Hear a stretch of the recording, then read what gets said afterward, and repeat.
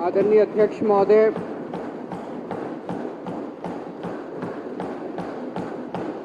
ऐसे समय में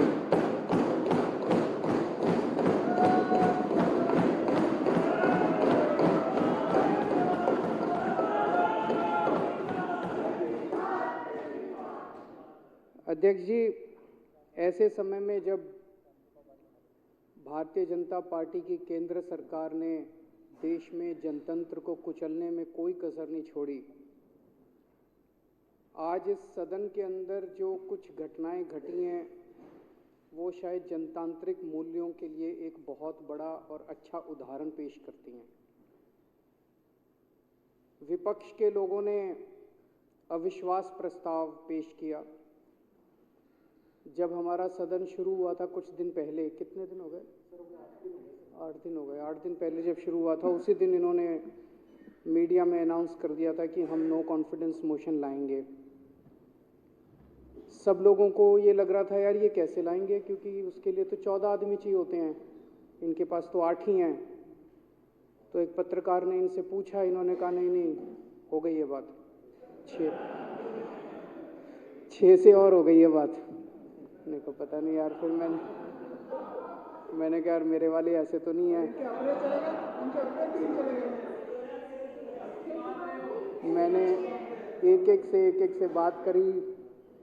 बोले जी धमकियां तो बहुत आ रही हैं, ईडी के जैसे मनीष सिसोदिया का हाल करा तुम्हारा भी ऐसा हाल कर देंगे, जैसे जैन साहब का हाल करा, झूठे केस लगा दिए दोनों के ऊपर, झूठे केस लगा के तुमको भी अंदर कर देंगे, किसी को 20 करोड़ किसी को 25 करोड़ पता नहीं क्या क्या दिया लालच।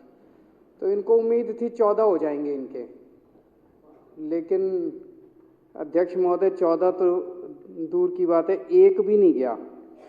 हमारे टोटल 62 एमएलए हैं। आज मनीष जी और सत्येंद्र जैन हमारे बीच नहीं हैं। 60 बच गए। 60 में से राजेश गुप्ता, प्रकाश झारवाल और रोहित मेहरोलिया दिल्ली के बाहर गए हुए हैं। 57 बच गए। एक अध्यक्ष महोदय हैं, 56 बच गए। 56 यहाँ मौजूद हैं।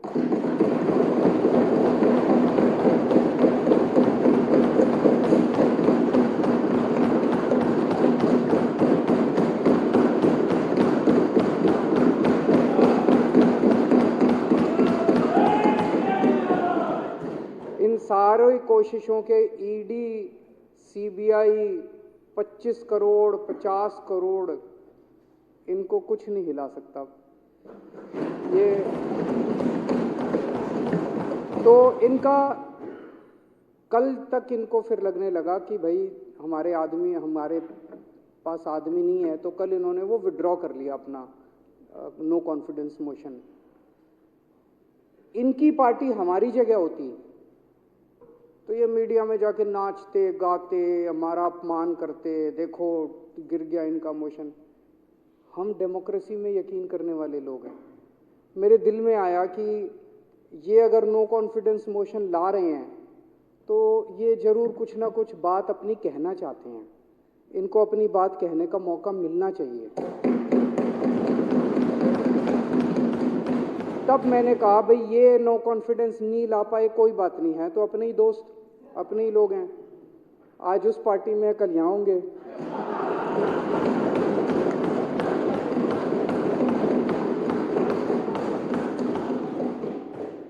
तो आज हम ये कॉन्फिडेंस मोशन इसीलिए लेके आए हैं। पहली बार भारत के अंदर ऐसा है कि नो कॉन्फिडेंस मोशन इनका हार गए, ला ही नहीं पाए, तब भी एक पार्टी ने वॉलंटैरिली अपनी मर्जी से कॉन्फिडेंस मोशन लेके आए हैं। भाई कहो जो कहना है।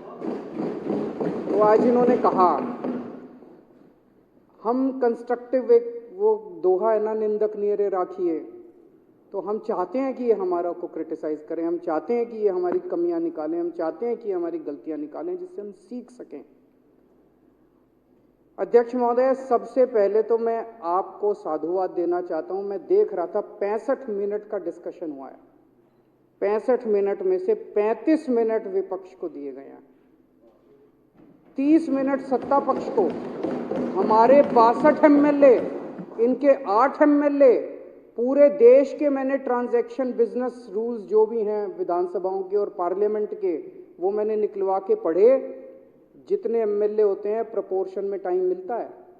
टाइम इनको 60 मिनट के हिसाब से, इनके 11% लोग हैं, इसके हिसाब से इनको 7 मिनट बनते थे। 7 की बजाय आपने 35 मिनट दिए इनको, 5 गुना। और मैं सारा बैठ के लिख रहा था ये क्या कह रहे हैं। मैं कह रहा हूं अभी 2025 तो छोड़ो, 2050 का चुनाव भी दिल्ली में नहीं जीत पाओगे, यही हाल रहा है। देखिए, केवल क्रिटिसाइज करने के पॉइंट ऑफ व्यू से क्रिटिसाइज करना अच्छी बात नहीं है। कुछ ढंग की बात तो करो, कुछ जनता की बात तो करो। कुछ केवल गाली गलोच, ये केजरीवाल ने ये नहीं किया, ये नहीं किया, ऐसे नहीं किया, वैसे नहीं किया। यार जनता के ढंग की बात करो, अच्छी बात करो। केजरीवाल ने 1000 कहा था, 995 क्यों बनाए, 5 क्यों नहीं बनाए? अरे बना देंगे, बाकी भी बना देंगे, चिंता क्यों करते हो? जब उतने बना दिए ये भी बना देंगे। वहाँ पे शुगर की दवाई नहीं मिलती, दे देंगे, शुगर की दवाई भी दे देंगे। बाकी तो मिलती है, बाकी मिलती है, क्यों नहीं मिलती? आपका मैं पॉलीक्लिनिक में उद्घाटन करके आया था, मेरे को याद है, आपको साथ लेके गया था मैं। इन्होंने 2017 में भी कोशिश करी थी, बोले हमारी सरकार गिरा देंगे। तब तक हमें लगता था ये कुछ ज्यादा ही चाणक्य होंगे, अब तो पता चल गया खोखले हैं, इनके पास कुछ नहीं है।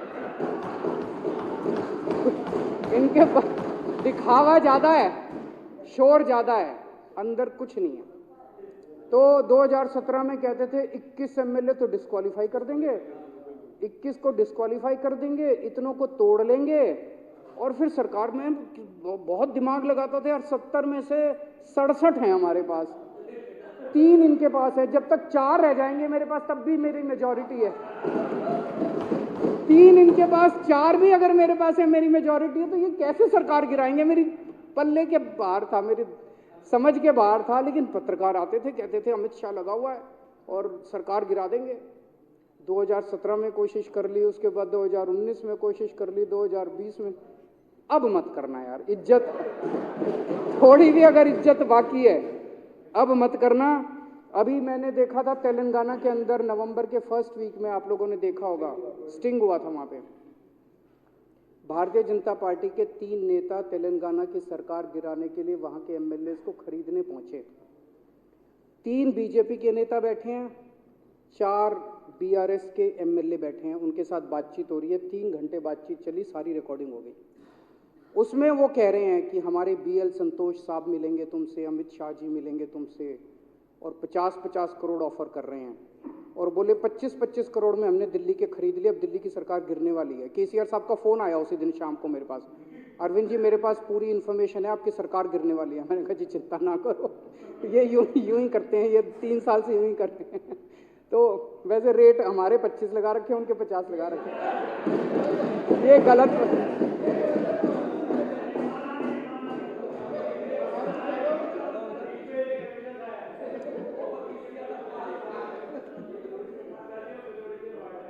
अब कोशिश मत करना, इसके बाद थोड़ी सी भी शर्म हया बची है तो अब कोशिश मत करना। ये आम आदमी पार्टी है, हम भगत सिंह के चेले हैं, फांसी पे चढ़ जाते हैं, ऐसे नहीं बिकते। फांसी पे चढ़ना मंजूर है, देश के साथ गद्दारी नहीं करेंगे। सबसे पहले तो मैं इनको सबको बधाई देना चाहता हूँ, ये एक एक हीरा है हमारा। इनको किसी को, कोई दुनिया की ताकत इनको नहीं तोड़ सकती। ये चले थे, आज तो चलो ये सरकार गिराने नहीं, 14 के लिए चले थे, 14 भी क्या, एक भी नहीं बिका, एक भी नहीं टूटा। तो डरोगे तो नहीं ना? अगर हुआ तो 7-8 महीने जेल ही जाना पड़ेगा, उससे फालतू कुछ नहीं है। मैं बड़े से बड़ा वकील दे दूंगा, चिंता मत करना। और तुम्हारे पीछे से तुम्हारे घर का ख्याल मैं रखूंगा, ठीक है? अभी मैं देख रहा हूं कुछ दिनों से प्रधानमंत्री जी जगह जगह एक बात बोल रहे हैं। बोले ये ईडी और सीबीआई ने सारे भ्रष्टाचारियों को एक मंच पे इकट्ठा कर दिया। ईडी और सीबीआई ने सारे भ्रष्टाचारियों को एक थोड़ी सी स्टेटमेंट तो सही है, थोड़ी सी गलती है। ईडी और सीबीआई ने इस देश के सारे भ्रष्टाचारियों को एक पार्टी में इकट्ठा कर दिया। मंच पे इकट्ठा नहीं किया, एक पार्टी में, इनकी पार्टी में इकट्ठा कर दिया सारे भ्रष्टाचारियों को। ईडी वाले आते हैं, सीबीआई वाले आते हैं, रेड मारते हैं, यहाँ बंदूक रखते हैं, कहते हैं बता जेल जाना है कि बीजेपी में जाना है। मनीष की यहाँ भी बंदूक रखी, बोले बता जेल जाना है कि बीजेपी। मनीष बोला जेल मंजूर है, बीजेपी में नहीं, मर जाएंगे लेकिन बीजेपी में नहीं जाएंगे। सतिंदर जैन के यहाँ बंदूक रखी, बोला जेल जाना है कि बीजेपी में जाना है, बोला बीजेपी में नहीं जाएंगे, मर जाएंगे। हेमंत विश्व शर्मा के यहाँ बंदूक रखे, बोला बीजेपी मंजूर है। क्यों? उसने चोरी कर रखी थी, इन्होंने चोरी कर नहीं रखी दोनों ने, तो इनको पता है 6-7 महीने रख लेंगे, उसके बाद तो बाहर आना ही है, कुछ करा नहीं है, इससे फालतू क्या है। बेल तो मिलनी है, आज नहीं मिलेगी, कल मिल जाएगी, कल नहीं मिलेगी, परसों मिल जाएगी। नारायण नराने के यहाँ बंदूक रखी, बोला जी बीजेपी में जाएंगे। वो शुभेंदु, ये जितने उदाहरण दे रहे थे, शुभेंदु अधिकारी, मुकुल रॉय, यहाँ बंदूक रखी, उन्होंने चोरी कर रखी थी, घोटाले कर रखे थे। देश के जितने लुच्चे लफंगे लुटेरे डाकू चोर हैं, सारे के सारे अब एक ही पार्टी में हैं, बीजेपी में। तो समय एक जैसा नहीं रहता, समय बदलता है। आज इनकी सरकार है, आज मोदी जी प्रधानमंत्री हैं, हमेशा तो नहीं रहेंगे, कल तो जाएंगे ही जाएंगे, कभी ना कभी तो जाएंगे ही। उस टाइम भ्रष्टाचार मुक्त भारत होगा। कैसे? जितने चोर उचक्के हैं सारे एक ही कमरे में हैं, उनको पकड़ने में बड़ी आसानी होगी, ज्यादा जांच नहीं कर।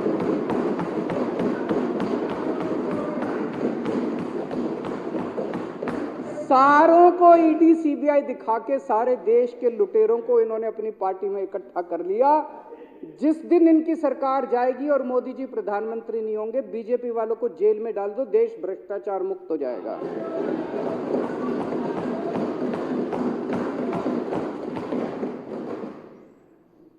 अध्यक्ष महोदय, प्रधानमंत्री जी को भगवान ने बहुत बड़ा मौका दिया था, इस देश की जनता ने बहुत बड़ा, इतना भारी मैंडेट दिया था। वो चाहते तो इस देश की सूरत बदल सकते थे, कुछ भी कर सकते थे। वो चाहते तो इस देश को कहीं का कहीं ले जा सकते थे। क्या किया उन्होंने? देश में लूट मार, नफरत, लड़ाई झगड़ा, आज हर आदमी डरा हुआ है देश के अंदर। सबको साथ लेके चलते हैं, जैसे हम सबको साथ लेके चल रहे हैं, हम इनको भी साथ लेके चलते हैं, सबको साथ लेके चलते हैं, हम लोग सबको साथ लेके चलते हैं। मनीष सिसोदिया ने इतने अच्छे स्कूल बना दिए, प्रधानमंत्री जी मनीष जी को बुला के कहते मैं तेरे को देश का शिक्षा मंत्री बना रहा हूं, मनीष सिसोदिया जा 10 लाख स्कूल ठीक कर दे देश के, तब बड़ी बात होती है। उनको इतना बड़ा मौका दिया देश के लोगों ने कि कुछ का कुछ कर सकते थे, लेकिन उन्होंने सारा मौका, आज सारे डरे हुए हैं। कल एक बड़ा इंडस्ट्रियलिस्ट आया था मेरे से मिलने के लिए, बोला जी एक एक करके सब लोग इंडिया छोड़ के जा रहे हैं, सब इंडिया छोड़ के जा रहे हैं, विदेशों की सिटीजनशिप ले रहे हैं। क्यों? क्या जरूरत पड़ गई? बोले कभी ईडी, कभी सीबीआई, कभी इनकम टैक्स, कभी फलाना, कभी ढिमका, ऐसा डरा रखा है, सब लोगों को इन्होंने डरा रखा है। किसी को काम नहीं करने देते, ना खुद काम करते, ना किसी को काम करने देते, किसी को जीने नहीं देते, सब लोगों को डरा के रखते हैं। ये भी डरे पड़े हैं, ऐसा नहीं कि ये 2 को छोड़ के बाकी सारी बीजेपी भी डरी पड़ी है, बाकी सबका इनका भी यही हाल है। मीडिया को डरा रखा है। मीडिया वाले जब उलट सुलट गंदी खबरें, गलत खबरें दिखाते हैं, कई लोग गालियां देते हैं मीडिया को, मीडिया ऐसे क्यों है, मीडिया बिका हुआ है, गोदी मीडिया है, फलाना मीडिया। मैं आप सबकी जानकारी के लिए बता दूं, एक एक मीडिया हाउस के मालिक के ऊपर 4-4 ईडी के केसेस बना रखे हैं इन्होंने। आप भी उनकी जगह होते, आप भी यही करते। मजबूरी है उनकी। जिस दिन ये पता चल गया ना मोदी जा रहा है, ये देखना ये मीडिया खा जाएगा इनको पकड़ पकड़। अभी मजबूरी है सबकी मजबूरी है। मीडिया वालों के एक एक मीडिया हाउस के मालिक के ऊपर इन्होंने 4-4, जब मर्जी जेल में डाल दें इसको, जब मर्जी जेल में डाल दें इसको। सबको डरा रखा है इन्होंने, जजों को डरा रखा है इन्होंने। देश के सारे जज डरे पड़े हैं, सुप्रीम कोर्ट के जज डरे पड़े हैं, हाई कोर्ट के जज डरे पड़े हैं, डिस्ट्रिक्ट कोर्ट के जज डरे पड़े हैं। पत्रकार डरे पड़े हैं, रिपोर्टर डरे पड़े हैं इनसे, इंडस्ट्रियलिस्ट डरे पड़े हैं। जितनी ऑपोजिशन की सरकारें किसी को नहीं चलने देते। हमारी पंजाब में सरकार है, इस बार बजट सेशन नहीं होने दिया उनको। पंजाब सरकार का बजट सेशन कराने के लिए सुप्रीम कोर्ट से आदेश लाना पड़ा। गवर्नर कहता है मैं फाइल जाती है ना हाउस की प्रोसीडिंग होने के लिए, फाइल जाती है एलजी साहब के पास, जैसे वहां गवर्नर के पास जाती है, वो तो फुल स्टेट है। गवर्नर फाइल लेके बैठ गए। एक दिन भगवंत मान जी ने कोई चिट्ठी लिख दी थी गवर्नर साहब को, गवर्नर साहब को वो चिट्ठी पसंद नहीं आई, बोले मैं फाइल नहीं साइन करूंगा, बजट सेशन नहीं होगा। ये तो हद हो गई यार, बजट सेशन नहीं होगा, ये क्या बात हुई?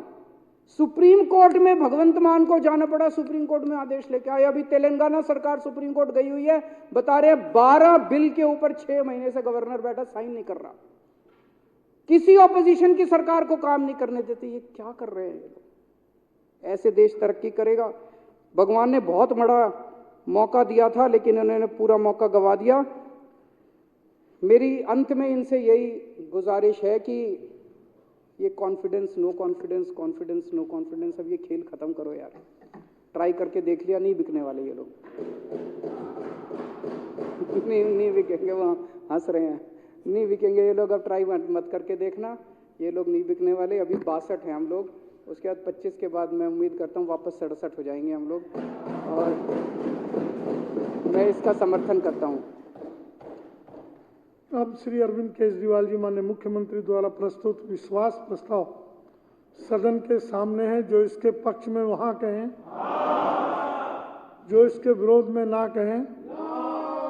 हाँ पक जीता, हाँ पक जीता। प्रस्ताव पारित हुआ।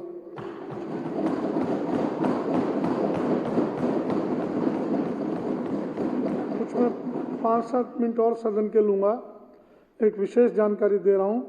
दिल्ली विधानसभा ने प्रश्नकाल से संबंधित अति आवश्यक डेटा को अपनी वेबसाइट पर उपलब्ध कराने का प्रयास किया।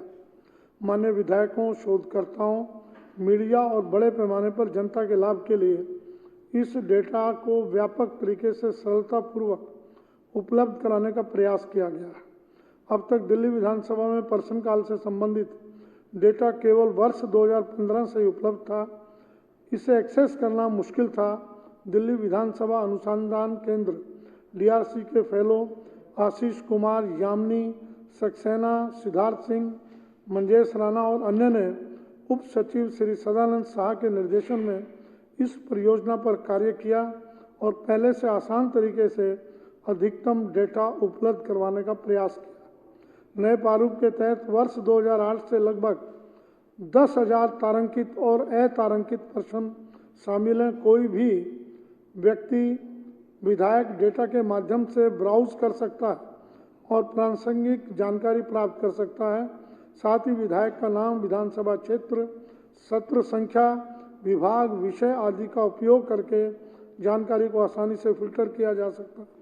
मुझे पूछे गए सभी प्रश्नों के संक्षिप्त विवरण के साथ संबंधित प्रश्न की मूल प्रति भी लिंक के रूप में संलग्न की गई है, ताकि कोई भी इसके बारे में विस्तार से जान सके। मैं इस कार्य के लिए दिल्ली विधानसभा अनुसंधान केंद्र के फेलोज को हार्दिक बधाई देता हूँ।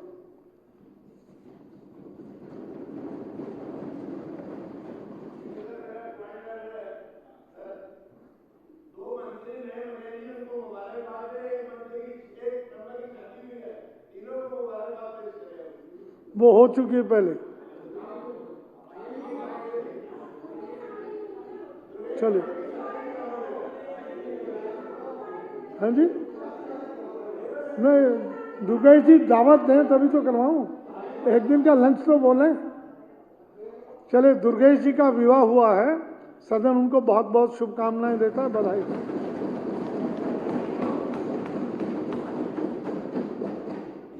माननीय सदस्यगण, एक बहुत महत्वपूर्ण जानकारी दे रहा हूं। यह बार बार बताया गया है कि कार्यपालिका की जवाबदेही सुनिश्चित करना विधानसभा का प्राथमिक उत्तरदायित्व है। सरकार विधानमंडल के प्रति जवाबदेह है और माननीय उपराज्यपाल को विधानसभा के कामकाज में हस्तक्षेप करने का कोई अधिकार नहीं है। इसके अलावा विधानसभा का विषय राज्य का विषय स्टेट सब्जेक्ट है और उपराज्यपाल इन मामलों में केवल मंत्री परिषद की सहायता और सलाह पर ही कार्य कर सकते हैं। यह बहुत ही दुर्भाग्यपूर्ण है कि कुछ अधिकारी अपने संबंधित मंत्री की जानकारी के बिना उपराज्यपाल के अवैध और असंवैधानिक निर्देशों पर काम कर रहे हैं, जबकि मंत्री वास्तव में विधानसभा के प्रति जवाबदेह है। जैसा कि आप जानते होंगे, पिछले कुछ वर्षों से विधानसभा और इसकी समितियों को सरकार के अधिकारियों द्वारा समिति के समक्ष उपस्थित होने या विधानसभा और उसकी समितियों को जानकारी प्रदान करने के मामले में असहयोग का सामना करना पड़ रहा है। मुझे यकीन है कि वे माननीय उपराज्यपाल कार्यालय से सक्रिय लेकिन अवैध और असंवैधानिक समर्थन और संरक्षण प्राप्त कर रहे हैं। माननीय सदस्यों को याद होगा कि 19 मार्च 2018 को उपराज्यपाल महोदय ने अधिकारियों को निर्देश दिया था कि आरक्षित विषयों यानी लोक व्यवस्था, पुलिस, भूमि पर प्रश्नों को विधानसभा में स्वीकार नहीं किया जा सकता। मैंने इस विषय पर 26 मार्च 2018 को सदन की बैठक में वैधानिक प्रावधानों और पूर्ण उदाहरणों के आधार पर अपनी व्यवस्था दी थी और ये निर्णय लिया गया था कि ऐसे मुद्दों को विशेषाधिकार समिति के पास भेजा जाएगा। मेरे इस आदेश के बावजूद भी इन विभागों ने विधानसभा को जानकारी देने से इनकार करना जारी रखा। ये मामले विशेषाधिकार समिति के समक्ष विचाराधीन है। अब राष्ट्रीय राजधानी क्षेत्र दिल्ली सरकार संशोधन अधिनियम 2021 लागू होने के बाद फिर से उपराज्यपाल कार्यालय ने सरकारी विभागों को निर्देश दिया है कि वे विधानसभा को जानकारी ना दें। ये पत्र दिनांक 8 फरवरी 2023 के माध्यम से उपराज्यपाल के प्रिंसिपल सेक्रेटरी ने चीफ सेक्रेटरी दिल्ली सरकार को लिखा कि वे राष्ट्रीय राजधानी दिल्ली सरकार अधिनियम 1991 की धारा 33 से विचलन डेविएशन पर एक तथ्यात्मक रिपोर्ट प्रस्तुत करें। चीफ सेक्रेटरी की तरफ से सामान्य प्रशासन विभाग जीएडी ने विधानसभा सचिव और सभी विभागों से डेविएशन के उदाहरणों पर रिपोर्ट लेने के लिए पत्र लिखा। सरल शब्दों में